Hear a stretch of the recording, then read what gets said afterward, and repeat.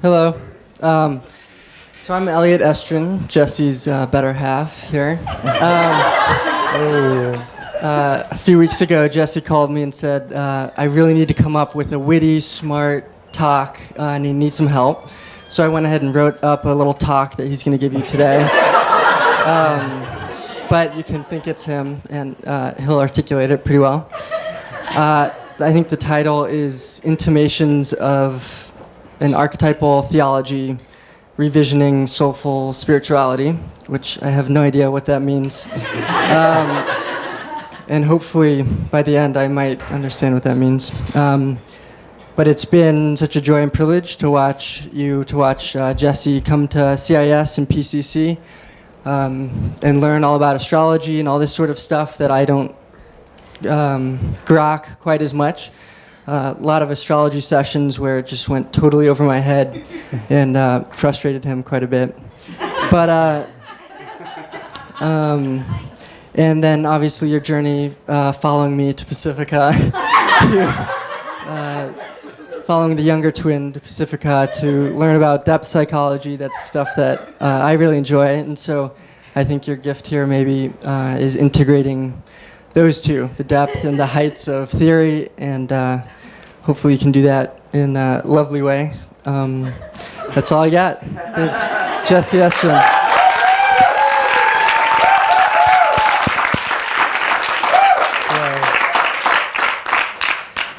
Cool, thank you, Elliot.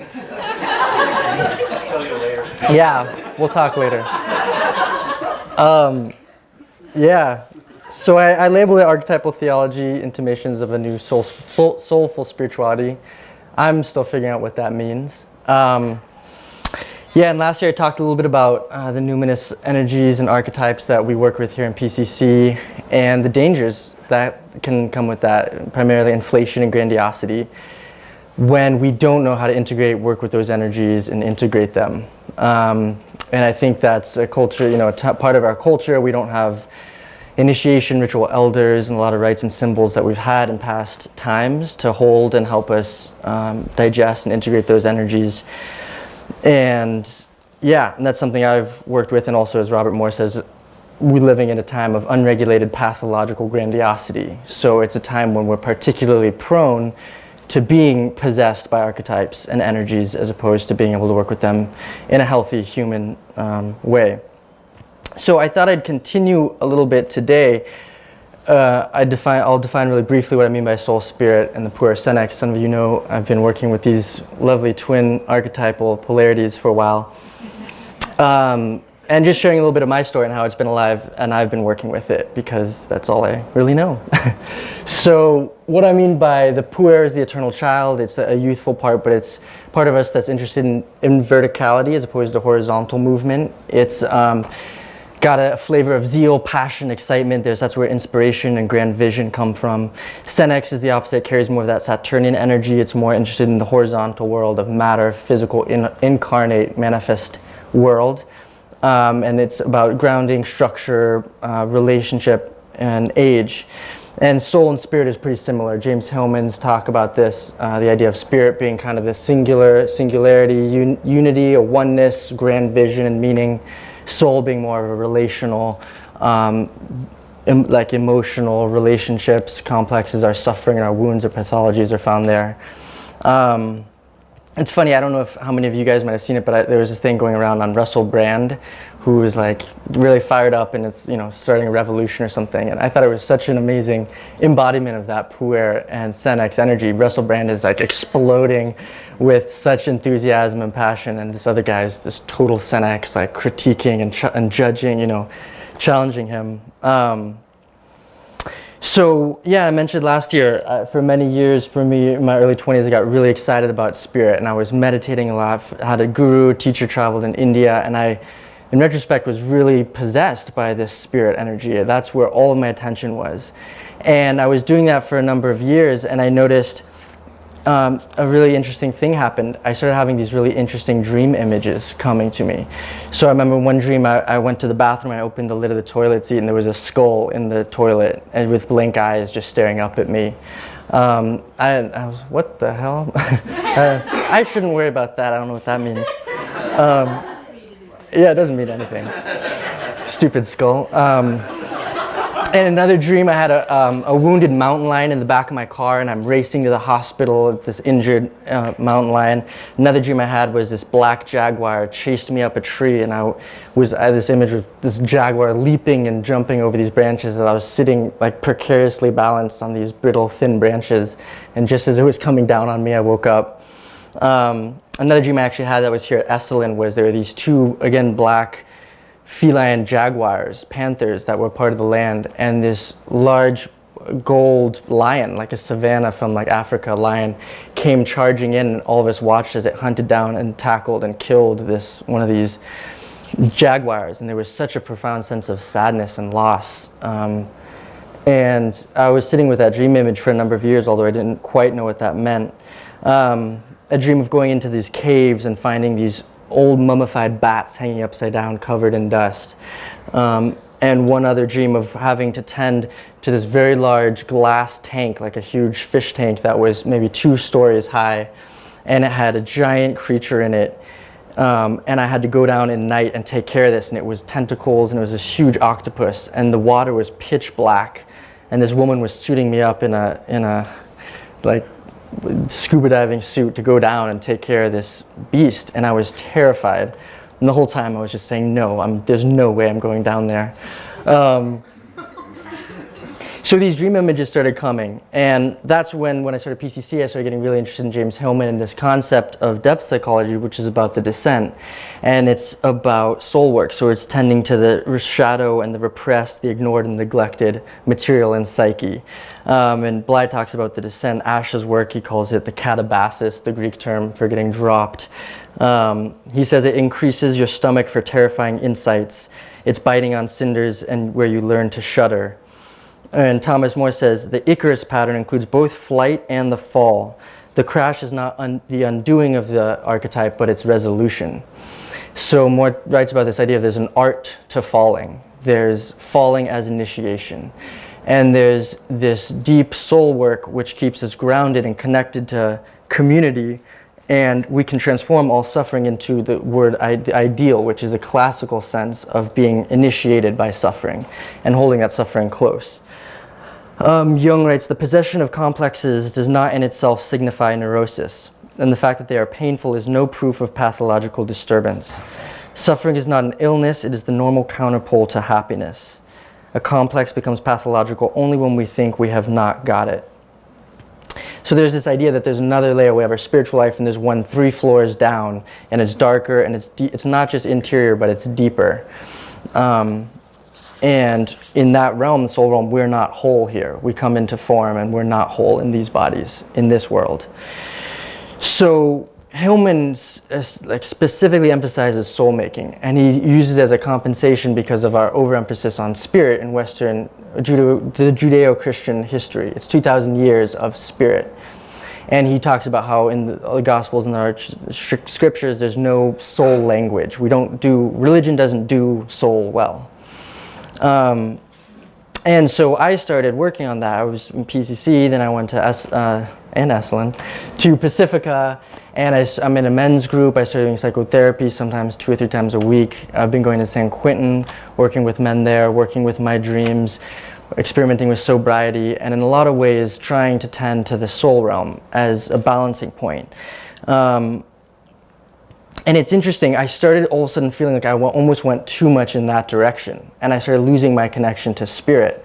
And I started grappling with Hillman and starting to wonder about, wow, it almost seems like it's an excessive overcompensation for soul. And I went to his seminar on the puer and senex a number of years ago before he passed, and I remember I got up and asked him, where is that fine line between becoming familiar and intimate with our wounding and our suffering and holding that?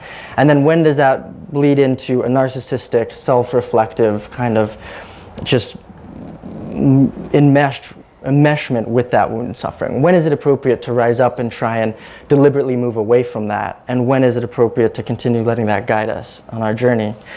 And he said a few things, but his whole idea was you wrestle with it without an expectation, and that by wrestling and struggling with it, it slowly drops away. But then he also said, if we keep reprocessing our childhood traumas, that starts to traumatize us. And it becomes the trauma. And at some point, you kind of have to let that go. So he said, instead of dwelling on the childhood trauma, why don't we think about childhood crushes? Why don't we dwell on the crushes? And then he said, play with that word, crush. But another thing I remember him saying then was he was very skeptical of Jung's metaphysics, his Christian metaphysics. And I realized actually Rick was giving a talk, and there was this way in which Hillman has this Jewish and kind of deconstructionist philosophical critic voice. And I think he was really at odds with Jung, and particularly Jung's tradition in the Christian metaphysics that he had in his psychology. So I started seeing Hillman is kind of overcompensating for soul. And I'd see it. It's almost like the more, his psyche got aligned with the grooves of the senex, he started, these young, idealistic, excited students would get up, and I'd see him like squashing this when I think he recognized that puer energy within himself. So I've been on this wrestling, and I started feeling ashamed of having any kind of relationship to spirit, any kind of prayer or religious sensibility. I felt like, oh, this is escapism, this is avoidance, I need to stay in soul, and somehow I'd be aligning with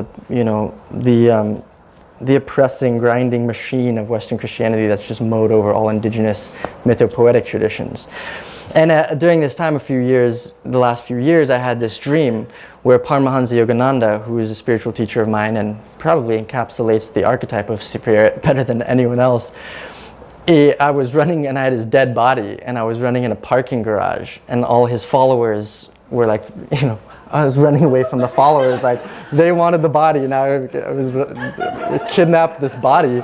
And he's a big guy too, and I'm literally wedging him into the trunk of my car. Like I am wedging this unconscious dead body into the trunk of my car, and then I hear people coming, and I run into this side room, and I shove him into a washing machine, and I put him in the water to clunk, clunk, and I'm like looking around, and so meanwhile I'm like, he's dead, and I pull him out or something, and he kind of like opens his eyes, and I was like, oh my God, they're just bright red, they're like no pupil, just red eyes. And he was, and I just thought about that a lot. And he carries the symbol, so my unconscious was speaking to that symbol of spirit, was either unconscious or somewhat dead, but I was putting it in the trunk of my car. And he needed to go into this washing machine to get purged and cleansed and transformed before I could relate with him. So that dream was really alive for me and brought up this question about, how can spirit be authentic for me? I'm Sun, Mercury, Neptune, so spirit has a really strong place for me. I also had a dream recently where I was in analysis with Dr. Jung, and I went to see Dr. Jung, and I show up to his office for therapy, and I'm 30 minutes late. I was like, damn, puer, move. But he, and the first thing he says is, you're so young, you're very young, not very old. And then and I was like, okay, thank you. And and then he hits me, taps me on the third eye, and I was thinking about that symbolism of Jung pointing to that direction. So it's been a process for me of reclaiming spirit. And so this question for me is, how has religions are crumbling, they're falling. They're no longer holding the sustenance and the nourishment that we need as a culture. So how can we reclaim religion? How can we re-envision, reimagine spirit and soul? Reimagine our relationship to the numinous? How much has religion been held captive by patriarchy? What is the religious traditions been encapsulated by patriarchy, which literalizes and concretizes and makes fundamentalism and literalism so prevalent? And how can we reclaim these really important rites, symbols, initiatory practices, and a mythic imagination that can help us work with archetypes and help us work with these numinous energies? Because if we don't have a relationship with the divine, with other, then we hold it all within ego-bound realms, and that's what Robert Moore talks about as causing grandiosity and inflation. We hold on to these energies, and we have no way of channeling and letting them flow. So that's been a really big part of where I'm going. And Jung writes to a friend of his in a letter, "The main interest of my work is not concerned with the treatment of neurosis, but rather with the approach to the numinous. But the fact that the approach to the numinous is the real therapy, and as much as yet as you attain to the numinous experiences, you are released from the curse of pathology." So it's this idea of religion and myth as psychoactive. It's the idea of myth is not created, it's the phenomenological dramatization of our encounter with depth. And for so long, religion and religious institutions have held our depth experiences and allowed us to create from them. So this great idea that Jung writes about is relocating. We need to realign the center of gravity of the personality from the ego to the self. And that's the self with a capital S. It's moving our location, the center of gravity, from the ego to the non-personal and the non-egoic. So something that I've been involved with and that's been really interesting for me in soul perspective is going into San Quentin prison. I've been going in for about a year almost, weekly, and I sit with about 30 men. I'm interning with a teacher there, and we use mindfulness and we work with emotional intelligence to hold a container for exploration. And it's been, a lot of them, it's for violent offenders, so a lot of them are in there for life.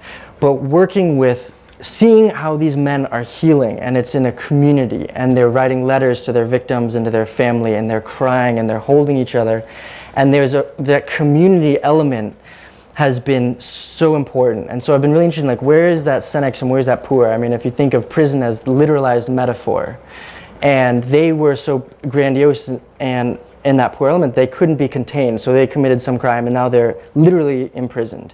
And they need the boundaries and containers of metal bars and concrete.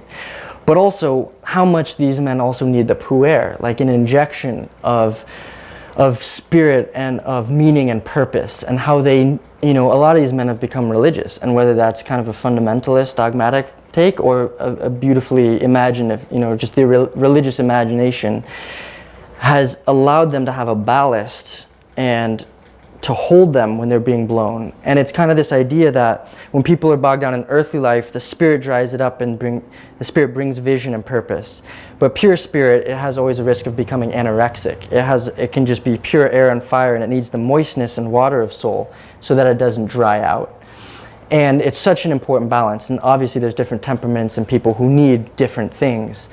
But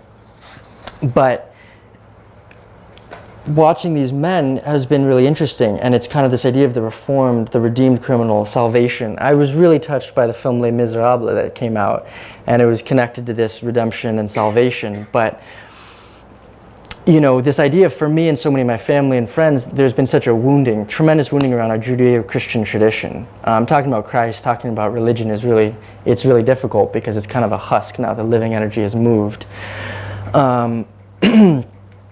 But I was so touched by that, and there's a line when Jean Valjean he's having his conversion experience, and there's a line in this song which says, "I feel my shame inside me like a knife, and I have a soul, how does he know?"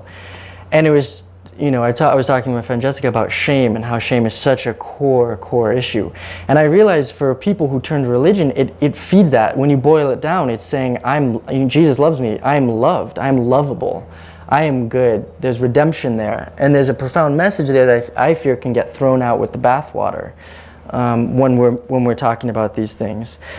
So this idea that, for instance, Robert Moore, when he's talking about the grandiosity and inflation that can come, he talks about the importance of prayer. And I had a really rough last year of my Saturn return, and I had some health issues come up, but what came up for me when it was so challenging was prayer. It was the most natural thing. And it's as if prayer, we don't have to carry everything. The secularized world we live in, it's like we have to carry everything, the good and the bad. We get to claim our success and feel really good about ourselves, or we contract and shrink and we're completely isolated. So the idea of living in an enchanted living cosmos is we relate to something higher and we hand everything over to something, the numinous other. So this idea and this, another thought that came to me, kind of like Rick's idea of, the solar feminine, the solar masculine, the lunar feminine, the lunar masculine. I was just playing with this idea of having the soulful puer and the spiritual puer, and the soulful senex and the spiritual senex, and how that could tease out some kind of nuances between what these archetypal energies are meaning. And I guess I've been feeling frustrated with the polarity, the opposite nature of these things. And I'm really curious, how can we find the in-between, the space where they connect and they bleed into each other? I love this image of the tree, and it's like the branches and the leaves reach upwards, and it's the nourishment of the rain and of the sun and of the oxygen that feeds spirit, and it rises upwards. And yet it depends directly on the knotted, twisted roots that go deep into the moist, fecund soil, and that's soul, and that's where our pathologies and our sufferings are. But we can only rise up in equal and direct proportion to the depth and the structure of the root system that goes downwards.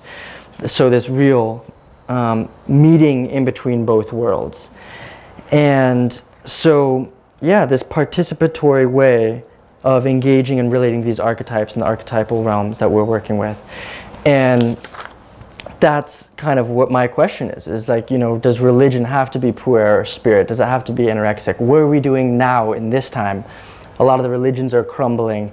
They're husks. The living energy is moved elsewhere. How can we recreate and redefine structures and initiation rites and symbols to feed the mythic imagination? How can we find, where are the ritual elders? Where are these forms for initiating the youth into what it means to be adults and to be living a soulful life in participation with the cosmos? And how can that be brought forth in a way that's alive and reanimate it? So I think that's where I'll leave it for right now, and that's just a little bit about what's been alive for me, and excited to be always in this community where these questions are really alive and really pulling forth and emerging from each other in these conversations to find a way forward for where we are. So thanks.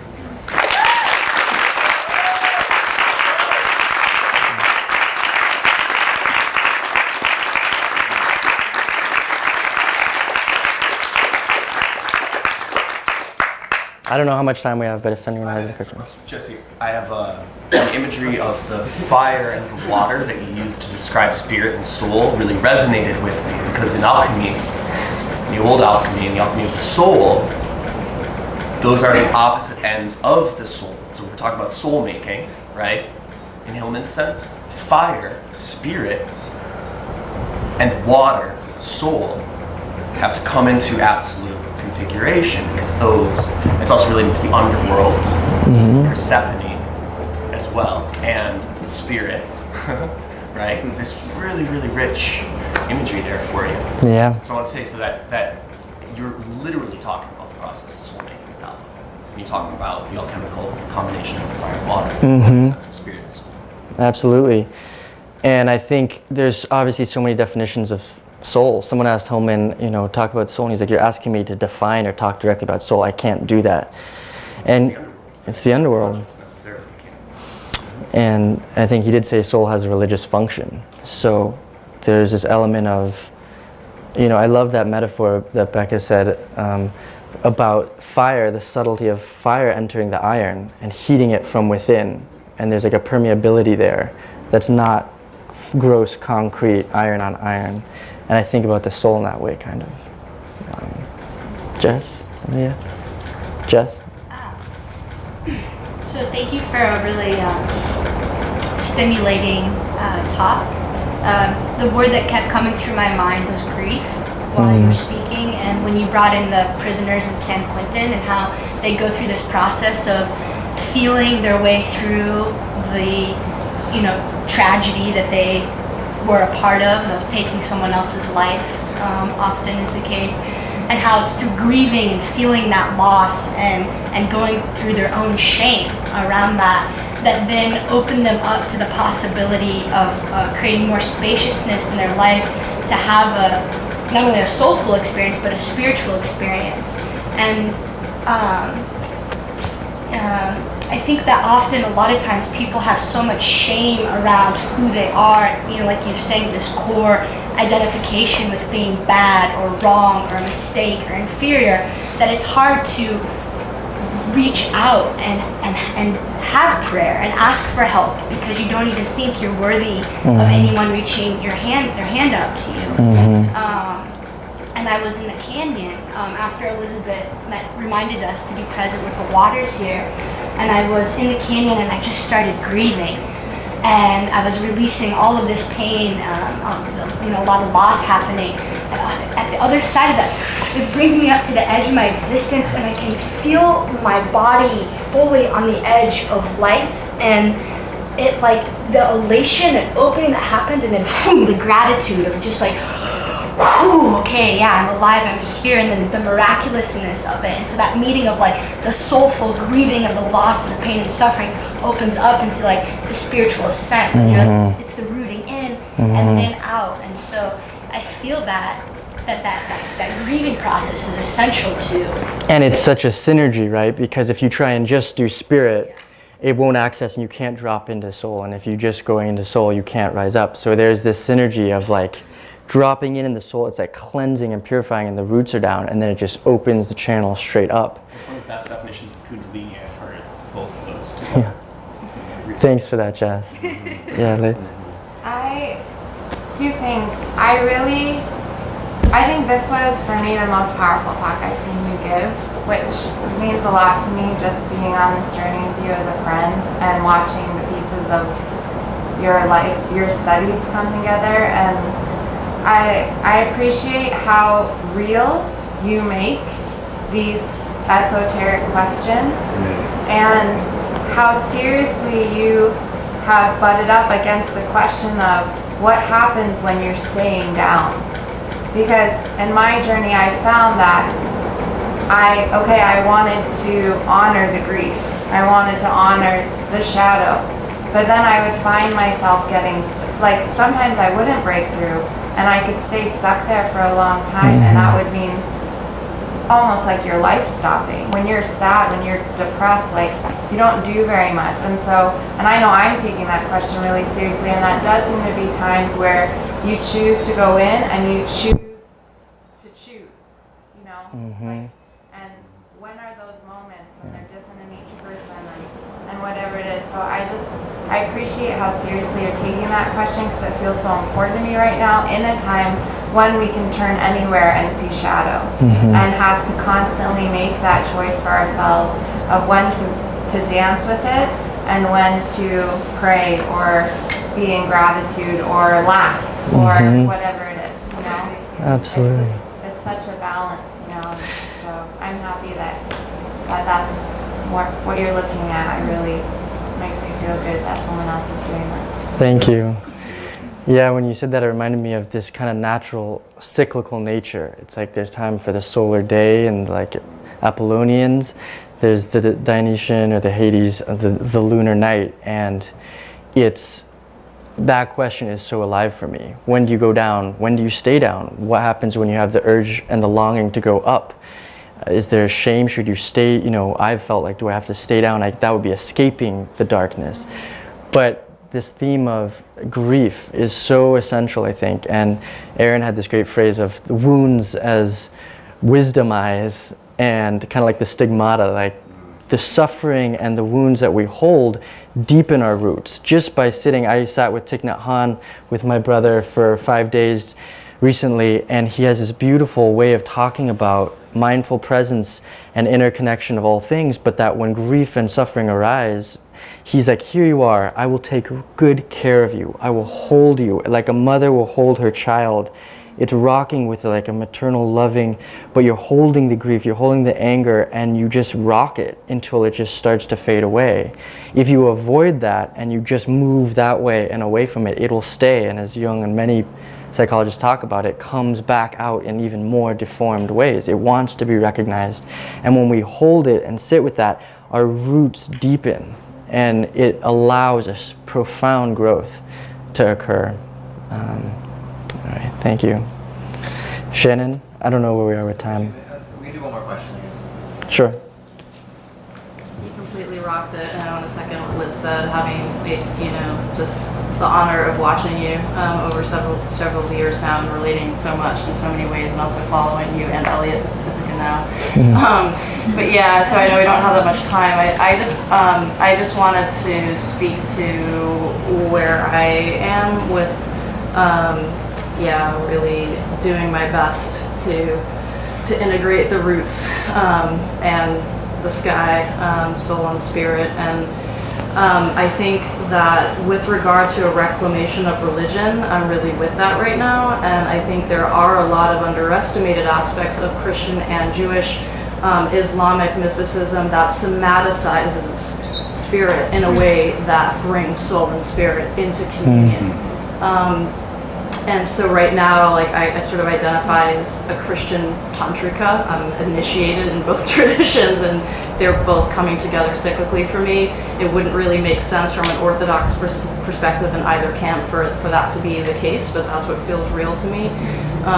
And so, yeah, really, just really working with immanence, which I think thereby really magnifies and mystifies or remystifies our relationship to spirit inside our own bodies. And the re-sanctification of the body as God choosing to be God in the unique form of every single one of us in this room. Yeah, that's great. And it makes me think of this idea that's come up in conversations here around tradition versus innovation and novelty, and how can we reach into these past religious traditions and harvest these amazing, powerful lineages of thought and wisdom and use that, and also where's the room for novelty and innovation and what's being birthed now as something new and distinct from, and the nuances in that, holding the old in the past, that's Saturn, holding the new and innovation, that's Uranus, and finding our own way with it. Thank you. So, a super quick comment though, I think your talk was awesome. It reminded me of when I was sitting with Thomas Berry toward the end of his life, and we were talking, I forget how it came up, but he said something about the spirit of the earth. And he stopped and he said, I use the word spirit of the earth and I think it's okay, but really what I prefer the phrase the soul of the earth. For that reason that he felt like it's a numinous dimension of the earth, that spirit has that kind of transcendent association. So it was interesting. I've heard him say spirit of the earth and earth spirit so many times, but to see him pause and say actually soul of the earth and earth soul is slightly better in his opinion than spirit of the earth or earth spirit. Thank you for that. And there's a way that culture is going down. We're in a collective descent. It's moving towards soul. We've been predominated by spirit. So how do we keep our relationship to spirit as we all collectively take this roller coaster down into soul? Thank you, everybody, very much.